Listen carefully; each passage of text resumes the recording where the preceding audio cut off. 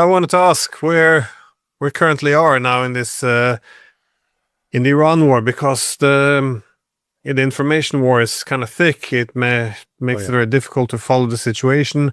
But from where I'm sitting, the negotiation seems now to have been quite evidently a fraud, often non-existent. The ceasefire has been repeatedly violated. The fighting has now returned over the past 48 hours in a big way. Iran looks like it will retaliate, and predictably the US will scream unprovoked. So where do you see all of this heading, or what is actually happening now? Yeah, no, the Gulf is too wide for a negotiated settlement. And it's not so much that Iran is not willing to have good faith negotiations, but Iran has some established positions that they're not going, these are positions of principle. These are not issues where sort of they'd like to have it, but it's not essential. Example, they want the sanctions lifted immediately. They want their assets unfrozen. They want the recognition that they do control the Strait of Hormuz, and they're not going to give that up. And that the attacks, the Israeli attacks on the Palestinians, the Lebanese, and Hezbollah must stop. And they're not going to back off from that. Well, I don't see any inclination on the part of anyone in the Trump team to acquiesce to any of those. They're trying to make it all about the nukes. That's the other thing that Iran is now inflexible on. They're not going to give up their ability to enrich nuclear material. They'll do it within limits, but they're not going to be dictated to. They are a sovereign country, and they are a signatory to the Non-Proliferation Treaty, the NPT. So they're going to be treated like any other country. That's sort of what they insist on. Now, from the U.S. standpoint, they constantly portray Iran as this vicious terrorist country that is, hanging homosexuals every day from cranes, that is beating women up in the streets if they don't have their hair covered. All of this is lies, but the West really believes that.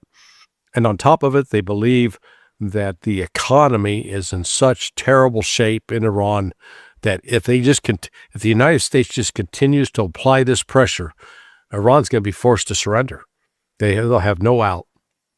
And on top of it, the leadership is in complete disarray. They're at odds. The IRGCs, the hardliners, and Pezeshkian and Arakchi are supposedly the moderates. This is all crap. Apparently nobody in Washington has taken time to actually do the basic research to discover that, hey, Pezeshkian fought with the IRGC, or he was a medic for the IRGC during the war with Iraq. And Arakchi, he was in the IRGC, as was Ghalibaf. So, and the Ayatollah. So they're all in the IRGC. So come on. Don't give me this, they're really at odds with each other. That's just ridiculous. Then on the economic front, the United States pretends, oh boy, we got the strait blockaded, along with, Iran has a blockade, but we got a blockade, and nothing Iranian is going to get out. And then you look up north, Caspian Sea, open to Russia. Tashkent, quite open. Pakistan has now opened, they said the other day 6, now it's 7. They've opened 7 land transportation routes into Iran to support Iran. And the largest, I guess the biggest deep water port in the world that's there in Pakistan is now also receiving Iranian ships and goods. Now, here's what's really interesting that's going on. China and Russia are doing something behind the scenes. We don't have full visibility to it yet, but when Arakchi was in St. Petersburg with Putin a week ago Monday, Putin used the word, talked about the security architecture of the Gulf. Then with Wang Yi, with Arakchi's meeting with him 2 days ago, same word out of the Chinese mouth. They'll talk about the security architecture in the Gulf. Then we saw the end of Project Freedom as a result of Saudis telling the United States, no, you're not going to use our territory or Prince Saud Air Base for that. Reportedly, the Kuwaitis did the same. Now, I confirmed that, in fact, the Saudis did pull the plug on the U.S. conducting those operations. What I then learned today from a senior general in the Pakistani ISI that he told a friend of mine that Saudi Arabia and Qatar are both going to cut ties with the United States, or at least get the United States out of there as in terms of a military presence. If that is true, if that comes to pass, that is, I think, what both China and Russia are talking about with restructuring the security architecture. In other words, Saudi Arabia and Qatar in particular, but also Bahrain, Kuwait, will no longer be reliant on the United States having a military presence there to, quote, protect them and extort them, because that's really what's been going on. It's been a form of extortion. That instead they'll be brought into a more, let's call it, cooperative, collaborative relationship with China and Russia. They've already seen that the U.S. air defense systems that were promised to protect them were terrible. They didn't do it. But Russia has combat-proven, effective air defense systems that these countries might be interested in.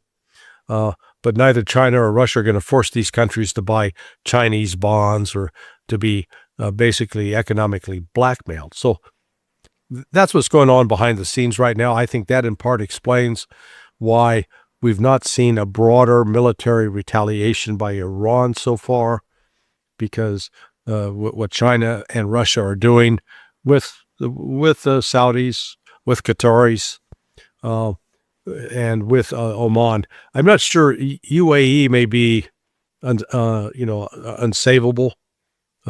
They may have gone beyond the bonds, but in any event, until that security architecture is in place, I think the United States is going to renew the attack on Iran. It appears that they're going to wait until after Trump's trip to China, if that comes off.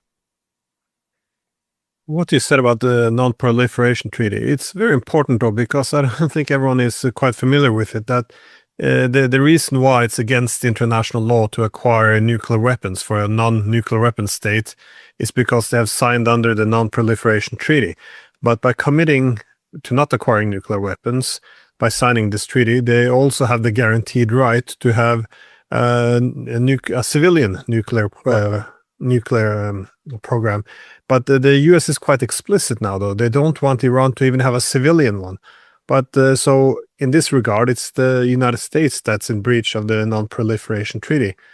That being said, the non-proliferation treaty of both Article 1 and 2 is about not stationing nuclear weapons in non-nuclear weapon states. So NATO already breached this a long time ago. But putting this aside, I also thought what you were saying about this new chatter coming out of Russia and China about a security architecture for the Middle East, this also seems quite important, because this is also the case when you hear talks about the proxy war in Ukraine. The key word there is also a new security architecture, because it makes sense after the Cold War and the hegemonic era or unipolar era. If you're going to have a system based on global primacy, a hegemonic system will be dependent on dividing regions into, allies and adversaries, one being dependent, the other one being balanced. But overall, this hegemonic system, this is essentially what set us up for all of these wars in the Middle East. How can it be that Iran is completely excluded from security arrangements? Security arrangements are essentially an alliance system against Iran. But if you can't include Iran, which is the largest country in population and territory there, if you don't look further east, how is it supposed to be stable and provide peace? But we don't pretend to, and it's the same in Europe. We organized Europe under the EU and NATO, where everyone is supposed to be part of it, except for the largest country in Europe in terms of territory, population, economy, and military. It just makes sense that this is a block system which pushes the zero-sum security. So as the unipolar era comes to an end, it makes sense that peace will now require a more inclusive security architecture, which recognizes also security interests of opponents. But I don't see this in the discourse, though, and I think this is the problem. And much like refusing any diplomacy with the Russians, the security architecture they see is, well, if they can't get a deal, then they will take the territories which they need to be safe. And same with the Iranians. If they can't get the peace they want through diplomacy, they'll take Hormuz, as you suggested. If they control Hormuz, they can pressure the Gulf states into abandoning the American bases, abandoning the petrodollar. They can achieve a lot of these goals. But if we will sit down at the table and address their actual security, there might be a common meeting ground, but that doesn't appear to happen.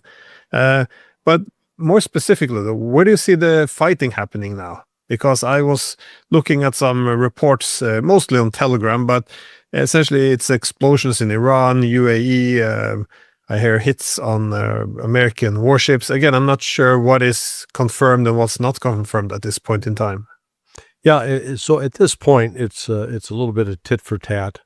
Iran retains control over the Strait of Hormuz, while the U.S. keeps claiming that its ships are sailing up, sailing back and forth. I don't conceive of an admiral being that stupid as to try to put a destroyer into the Persian Gulf itself, because then it can get bottled up and it has nowhere to go. Which is, that's like Iran allowing, hey, we'll let you pass. Once you pass, boom, you're in a locked room, essentially. So, again, I think Iran has been counseled by Russia and China and through Pakistan to just, try not to respond yet, because Iran achieved a de facto elimination of the United States from the region by attacking those various bases, the 15 bases. And in most of them, the U.S. has had to withdraw its personnel. And in several of them, the key radars that function have been destroyed. Excuse me. So that doesn't work. When we're talking about security architecture, so the old architecture was the presence of these U.S. bases. We got U.S. bases there. We're the tripwire that if you're attacked, we got your back. But it also came with conditions. While we're here, why don't you buy some of our weapons? And, hey, we got some T-bills. You need to buy some T-bills. So all of a sudden, all these countries, they're up to their eyeballs in buying up U.S. debt. And they're having to buy U.S. weapon systems because that's part of the security architecture there. Now that has broken apart. The Gulf countries are starting to sell off their T-bills. They're not lining up to buy more. They're selling them off. They're moving into gold and silver. The more I've delved into sort of the economic foundation of the Persian Gulf, the two critical countries are Saudi Arabia and Qatar, because when you go through the numbers, and I've got updated numbers for who produces what. So 32% of the world's oil comes out of the Middle East Persian Gulf region. 32%. And that means Saudi Arabia, Iraq, Iran, UAE, Kuwait. The LNG, 20% of the world's LNG comes out of there, and that's mainly Qatar. So Qatar plays an important role. On the urea front for fertilizer, 36%. On sulfur, it helps produce phosphate fertilizer. It does metal ore processing. It does petroleum refining and also cleaning of semiconductor wafers for computers. 44% of that comes out of there, and Qatar is a big supplier of that. Helium to 33%. Again, Qatar. It is the second largest producer of helium in the world after the United States. So when you put all this together, whatever the Saudis and Qataris decide to do, it's going to have a major international economic impact. In fact, that's one of the things that we still haven't come fully to grips with, how bad the damage is from we're now on day 70 of this war, and these resources have been cut off. I described it like, imagine you've got a water tank, and then this water tank goes out and is connected to the watering troughs for livestock. So you know the faucet's turned on; it's constantly running, keeping the levels up. The water drains out through a pipe down lower in the tank, and the cows and bulls and horses and sheep, they come up and drink. All of a sudden, that faucet gets turned off. There's still water in the tank, but as that water falls, you know, the animals are still able to drink, but it keeps falling and falling until the point where there's no more water coming out. And all of a sudden, that livestock that needed the drink, they're not getting a drink anymore. That's where we are right now with what's happened with oil. When on the 78th, when they turned off the faucet in the Persian Gulf, the oil was still in tankers, moving out across the ocean. But now those tankers have been emptied. And we're just like in this example where the water tank that was full, then 3/4 full, then half full, it's now empty. And once that's empty, all of a sudden, you got to come up with some alternatives, or there may not be alternatives. So the economic impact that's going to strike the world out of this is, I don't think anybody's really sat down and put, pencil to paper to figure the math out on it, but it's going to be bad. Yeah, I've also been a bit confused over some of the news reports. For example, when the US and other countries begin to dig in to the strategic reserves, start to release the strategic reserves of oil, somehow this shows decisiveness. It's putting more oil in the market, so suddenly the prices drop. Yeah. I would think it should have the opposite effect. That is, once you dig into the strategic reserves, if there's no plan B, essentially what happens when those are over, this should be a lack of confidence. I mean, the way, in my opinion, strategic reserves should work is, well, for example, what you see in China. They have a lot of storage space. When the prices are very high, then they tap into the strategic reserve. So they essentially put a ceiling on the prices because it can't go further up. If we go this far, then we're going to go into our strategic reserve. Okay, this is where the price stops. When it drops low, that's when they refill a lot of these reserves. But essentially, there's a plan, and this is a way of stabilizing the prices. But just digging into strategic reserves when there's no political solution, as to use your analogy, there's no plans to turn on the faucet again. This should be all red flags going up instead. Oh, yeah. We see the markets coming. I mean, but again, I'm not sure how many times Trump has said now that, oh, well, the war is pretty much coming to an end. It's over. The Iranians are talking. They're desperate for a deal. He's playing the same nonsense, made up, arguments the whole time. He's able still to talk down the markets, even when the Iranians rebuttal and say, well, this is just nonsense. We're not even talking to the Americans. What Right. deal is he talking about? And still, Trump is able to talk down, to talk up the markets and talk down the oil prices. It's deceptive, but kind of impressive at the same time, I think.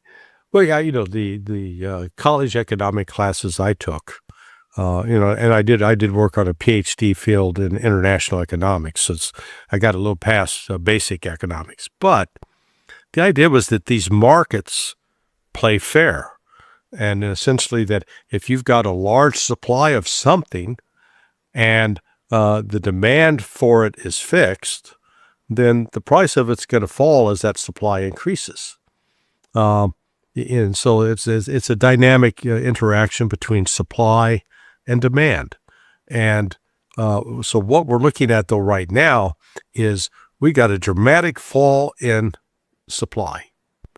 We've got at least steady demand, and now that demand has started to fall because of the fall in the supply. Like the Lufthansa, the German airline, they've canceled 20,000 flights. Why? Well, they can't guarantee that they're going to have the fuel to do it, so they're reacting to that supply. But the bottom line with all of this is the reduced supply means all these prices should be higher. And as you pointed out, many countries, in the U.S. and Japan in particular, tried to mitigate the price rise that should have happened by flooding the market with oil reserves, but now they're out. So that's why I say we're now the next phase of this, where the price is going to continue to increase and increase higher dramatically, simply because there are no more reserves to dampen it down. The only thing that would potentially help drop like the price of oil is if the demand crashed. But if the demand crashes, that's a bad sign. That means some very, very bad things are going on in your economy, not good things. So all of this economic drama that's there that will hit has been largely excluded from the analysis about what's going on with Iran. And in fact, it's fueled. This is one of the problems with Trump and his team. They have been told, I don't know if it was the Foundation for the Defense of Democracy, the FDD, or if it was the CIA, maybe a combination of those two, have convinced Donald Trump, Scott Bessent, Marco Rubio, Pete Hegseth, that Iran is in such desperate economic shape that if we continue this pressure, this economic pressure, we don't let them, they have to store all this oil in tanks, and then they're not going to be able to pump any more out of the ground, and their oil pumping system will collapse, that the soldiers aren't getting paid, they have no money. So it's a desperate situation. They really believe all this crap. And ignoring the fact that Pakistan's got 7 transportation routes open into Iran. Turkmenistan is, that's where the railroad from China passes through, that's bringing goods in and out of Iran. And then Iran's access to Russia through the Caspian Sea. So, in fact, if anything, the Iranian economy right now is doing better than it did a year ago, simply because the price of oil has quadrupled compared to what they were getting paid. And I'm talking, when I say quadrupled, the actual price that people are paying for the oil as it comes off the ship, $150, $160. Ignore what it says on oil futures markets. This is those things are completely manipulated now, I am convinced. So this is Iran's actually in a better situation, but the West still believes, oh my God, all we got to do is hang on, keep pushing, because they're going to crack any minute now. And connected to that is this belief that there's a great split in the leadership. And, nobody, again, the media will not allow anybody to come on, the corporate media, to explain the alternative, that the narrative that the Iranians are at odds and at each other's throat is just not true. Yeah, no, it's I think that is quite conclusively been disproven. But when we look at how this war will affect the wider region, that is the Gulf states, for example, accommodating the U.S. bases. Again, this seems like one of the key objectives, as mentioned before, of Iran's holding on to the Strait of Hormuz. That is, simply if they can put up a toll, it's nice to get reparations, but if they can, as they already suggested, have a higher toll on countries that put sanctions on Iran or that threatens Iran by hosting U.S. bases, suddenly you will have very strong systemic incentives for countries to begin to adjust in a way which benefits Iranian security. So, if I was an advisor to the Iranian government, I would say, by the love of God, if you want security, both economic and military, don't give up on the Strait of Hormuz. Whatever security architecture you think you're going to be able to negotiate with the Americans, they will not give it to you. I mean, Right. the Strait of Hormuz is what you need, but I guess the willingness of the Gulf states to align or fall in line, if you will, with what the Iranians want, doesn't only depend on this. It also, I guess, depend on the extent to which the Americans can provide security, but also what has actually happened with the bases. I think this is important as well because, Trump made plenty of statements that there's, maybe 1 or 2 missiles got through, but I saw in the Wall Street Journal, I think it was 1 or 2 days ago, it had a report where, there has been extensive damage to the U.S. bases in the region, well below what has been reported before. That is in the media. If people listen to you and me talk, they would have known that this was fake, that the destruction was much, much greater. But how extensive exactly is it at this point? Because I thought it was interesting, Wall Street Journal begins to accept reality, though. Yeah, no, I think it was pretty extensive. The one that didn't really get hit much is Al Dhafra in UAE. That will be one of the first to go if the conflict re-engages at full force. But we know that $1 billion, at least 2 radar systems that cost $1 billion plus a piece were destroyed. And that destruction led to basically, for a couple of days anyway, blinding Israel and U.S. forces in Jordan from being able to see new missile launches coming out of Iran. So they compensated for that by bringing in the AWACS. So AWACS became these airborne radar platforms that were trying to help identify where potential missile threats were coming from. But the point is, Fifth Fleet headquarters in Bahrain, it's dead. They're not going back there. The Combined Air Operations Center in Al Udeid, I think that they've closed down that shop. I don't know where they moved to. So the reality of will they be bringing U.S. personnel back to those bases is questionable. And that's where it looked like in the damage done in some of the areas is so extensive that it makes it too costly for the United States necessarily to want to come back in, or they try to shift the cost to the host nation to rebuild it. And that's where, according to this Pakistani general, who's part of ISI, the intelligence service, both Saudi Arabia and Qatar are realizing the time to cut ties with the United States over this whole issue has come. Yeah, well, that was another thing. We saw the Saudis and others, I forgot whom, they cut, as you said before, the access to the airspace for a while. But that appeared to last for like 24 hours or 48 before they began to loosen up again. Do we know anything about exactly what happened there? Because obviously they are getting a bit anxious about the U.S. presence, or was it that the U.S. was essentially agreeing to a ceasefire, not retaliate against the Iranians? It is unclear to me why they agreed to this, and also why they walked away from it so shortly thereafter.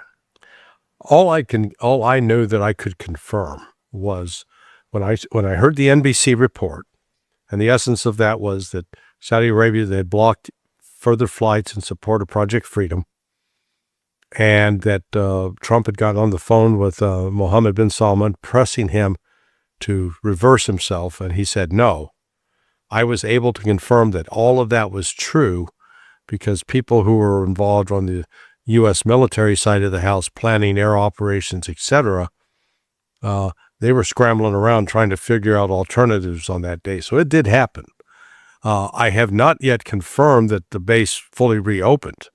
And if it did, I suspect it probably reopened under some restrictions that the Saudis have imposed. Because, again, they're talking to the Chinese, they're talking to the Pakistanis. They're talking to the Russians.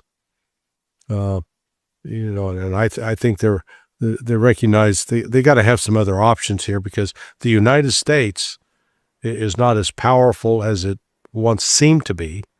And remember, they promised, oh, yeah, we got your back, we'll protect you. Here's these Patriot missiles.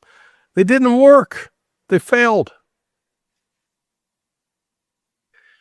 Well, let's, again, going back to when you see the wider changes in the international system, if you want to see gradually where countries have to shift, it's they're going to have to start to diversify their security partners. So you can't only look to one actor. I mean, the US will remain an important, if not the most important security actor in the international system, but it's not possible to solely link the security to the US. And again, another thing, as I began saying, was I think they also have to shift away from the alliance systems again to also pursue more inclusive security arrangements where instead of seeking security against non-members, they have to have security with other members, which would then be adversaries. That, security architecture is not only with the people you agree with, but also your opponents. But of all the Gulf states, though, how do you make sense of the United Arab Emirates? Because they tend to stand out. I mean, if you look at the Saudis, Qataris, well, especially Oman, who is more accommodating to Iran, you see the United Arab Emirates, they seem prepared to go all the way, and against Iran, that is. And they also seem to bear the brunt of, let's call it Iran's fury when they retaliate. Yeah, this is, I liken it to going back to World War II. And let's say it's August 1944. So the United States and the Brits and Canadians have retaken Paris. The general running the Italian operation, they've entered Rome. And so Spain says, hey, I think this is a good time for me to join with the Nazi Axis. So you're signing up with Germany and Italy at the time when they are in retreat. And that's exactly what UAE is doing right now, that it's not Iran, it's not Israel that's so powerful, or the United States that's so powerful. They've just demonstrated with all of their might and power, they've been unable to defeat Iran. And so UAE is now going to go toe-to-toe with Iran. It is, I think it's in part just a sense of their economic desperation, the growing concern there. But I think there's also some blackmail factors with the whole Epstein file, because there were people in prominent Emiratis that were implicated in those files and doing all sorts of sordid activities. But it is certainly curious because they were the one Gulf state outside of Oman, but Oman was never being punished the way that Kuwait and Bahrain, Saudis, and Qataris were. But they had UAE had the port of Fallujah that gave them an access to the Gulf of Oman so that they could get 1 million barrels of oil out a day, perhaps. But that's now come to an end. So they picked a fight that they're not going to be very pleased with. Yeah. No, well, Bahrain makes sense. I mean, they're hosting America's Fifth Fleet. Mm-hmm. They have this Shia majority which is being oppressed. I mean, you can see why Iran would go there, but it's the United Arab Emirates, though, this is an interesting case, also in terms of their motivations, exactly what strategy they're pursuing, because it seems as if they're gambling a lot on the position they've taken. I just wanted to also ask about what's happening within the United States, because it's not just the different states competing against each other, but within the U.S. We see Trump seems to be in a difficult spot. This war is not popular with the public, but it's also a good opportunity for the political opposition in the U.S. to go after him. I mean, if it would have been a success against Iran, they would have celebrated on the streets. But when it goes bad, it's an opportunity to go after Trump, it appears. But more specifically, what is his main problem now domestically? I heard that the Congress now has to approve the war. Is this why he keeps calling the war a skirmish or a scuffle, or whatever words he's using now? Well, no, he declared, so under the War Powers Act, you had 60 days, and then Congress had to act to say, okay, you can keep going or you got to bring him home. Well, he declared victory. Hey, the war is over on day 60. Epic fury, we won, it's over, it's a great victory. And then on Monday, the following Monday, he then announced Project Freedom. This is entirely new. This has nothing to do with Epic Fury. Then that lasted for about 36 hours. I think the plan now is to provoke an attack by Iran by using the Strait of Hormuz. So even though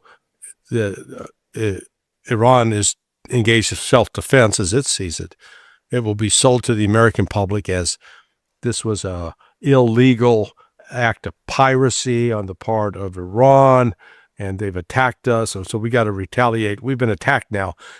Let's call this, instead of Gulf of Tonkin, this is Gulf of Persian 2. This is like Gulf of Tonkin. They will stage something to justify ramping up an attack on Iran, as if Iran was the violator and the one that caused this. And so that then starts a new 60-day clock, because that'll be a new war. That's interesting. It's if it's only about branding, essentially, but it's I can imagine that it would work, though. I mean, it's hard, though, to sell it as something completely different, but that would make sense, though, to assess the statements of Marco Rubio, because he made the comment that Operation Epic Fury is concluded. We had victory, we achieved all our objectives, and then Trump announces the start of Operation Freedom, and so it could just be a rebranding in order to get around the legal hurdle, I guess. That's exactly what it is. That's a good way to describe it, because the fundamental issues haven't been settled. The U.S., whatever the objectives were, there were no objectives relevant to Iran's military position or economic position. If I've said in a sarcastic way that one of the U.S. objectives was to further deplete its stock of critical weapons so that they would be able to justify going back to Congress asking for more billions of dollars to flood that money into the corporations, Raytheon, Lockheed Martin, that would make these weapons. A very cynical approach. As I said in the beginning, when Iran retaliates, I think it's quite predictable. The keywords unprovoked will emerge, in which Iran has, for no good reason, attacked. So I guess this is coming next. Well, my last question was just about China and Russia, which you referred to before. What do you see being, I guess, their involvement now? That I guess we're going to a new rebranded Iran war. Because I would assume that they both have an interest, in one hand, of expelling the U.S. from the region, and if they can drain some of their weaponry inventory, then of course that would make sense too. On the other hand, it seems like the overarching objective for both the Chinese and the Russians would be to put an end to this war, because this is extremely destabilizing. Well, it's actually, I would argue for Russia, it's been actually pretty beneficial. Their oil revenues are way up. So they've benefited from that. But I think Putin does recognize this is bad, and because it's going to destabilize not just Europe and the West, but it's going to destabilize some countries in the global South by virtue of the shortage of fuel and food, for starters. So They want to get an end to it. And that's where I think they are now working energetically behind the scenes with Iran, with the Gulf Arabs, particularly with the Saudis and with the Qataris, to get into this, to get the commodity markets open and flowing again out of the Persian Gulf. But at the same time, they're going to support Iran's demand that the sanctions be lifted. And that brings us back to when Trump meets Xi in Beijing later this week, that one of his demands will be, you got to stop the sanction routine. You lift the sanctions on us, lift the sanctions on Russia. But Iran's saying, hey, you're going to lift the sanctions on us right away. Because it was, when they signed the JCPOA, the Iranians really thought that they would get some immediate sanction relief, and it never came. Because the United States got with Great Britain and kept finding ways to drag their feet and just not fulfill the obligations. So that's I think that's one of the long game plays here, to basically make it impossible for the United States going forward to impose sanctions that would hurt any of those countries economically.